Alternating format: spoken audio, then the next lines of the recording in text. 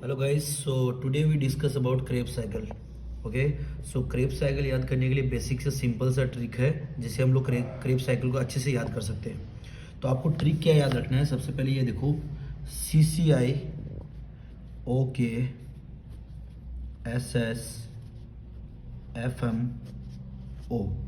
तो ये ट्रिक आपको याद रखनी है, बस सिंपल सी, आपको पूरा का पूरा क्रेब्स साइकिल समझ में आ जाएगा। तो यहाँ पे CCI का मतलब क्या होता है? C मतलब होता है सिट्रिक एसिड, दूसरा C का मतलब होता है सिस एक्वेनेटिक एसिड, और I का मतलब होता है आइसोसिट्रिक एसिड। अब देखो, एरो मैंने इसलिए यहाँ पे लगाया है कि आपको एंजाइम भी याद नहीं करना पड़ेगा। लास्ट में जो आइसोसिट्रिक है वही एंजाइम होगा, तो आइसोसिट्रिक डीहाइड्रोजिनेज लगा दो, तो एंजाइम का नाम क्या हो जाएगा? Isocitric dehydrogenase.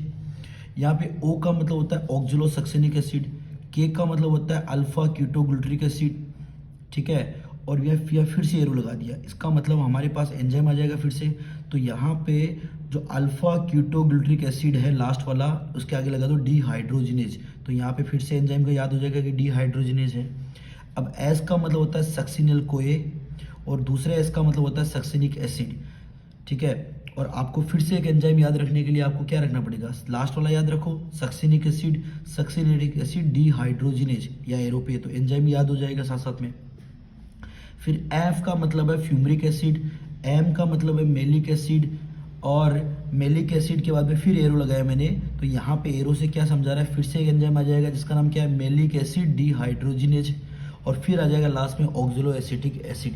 तो ये हमारा पूरा का पूरा क्रेब साइकिल है। अब देखो, आपको इसके NADH वगैरह भी याद करने की बहुत सिंपल है, जहाँ पे एरो लगाया वहाँ पे NADH बनता है, यहाँ पे NADH बनता है, क्योंकि डीहाइड्रोजिनेज जब एंजाइम यूज होता है वहाँ पे NADH बनता है, ठीक है। तो यहाँ पे यहाँ पे NADH बनता है, ठीक है। फिर यहाँ पे क्या बनता है? FAD बनता है, FADH2, ठीक है। यहाँ पे क्या बनता है? FADH2 बनता है, ठीक है। और फिर यहाँ पे क्या बनता है? NADH बनता है।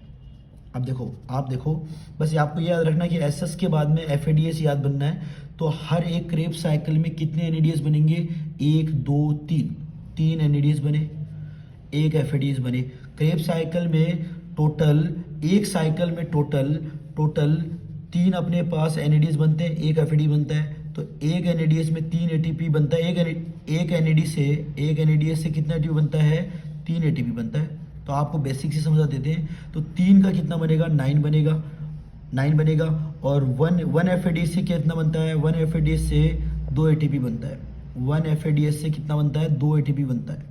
तो यहाँ पे एक ही है अपने पास, तो 2 हो गया, 1 मल्टीप्लाई 2 हो गया, तो यहाँ पे हो गया, तो यहाँ पे 11 हो गया। और देखो, एक चीज़ और याद रखना है बस, ओनली आपको सिंपल सी, तो SS के बीच में एक GTP बनता है। ये क्या बनता है? GTP बनता है। तो याद रखना कि GTP is equal to ATP होता है, मतलब एक ATP। तो यहाँ पे एक ATP हो गया।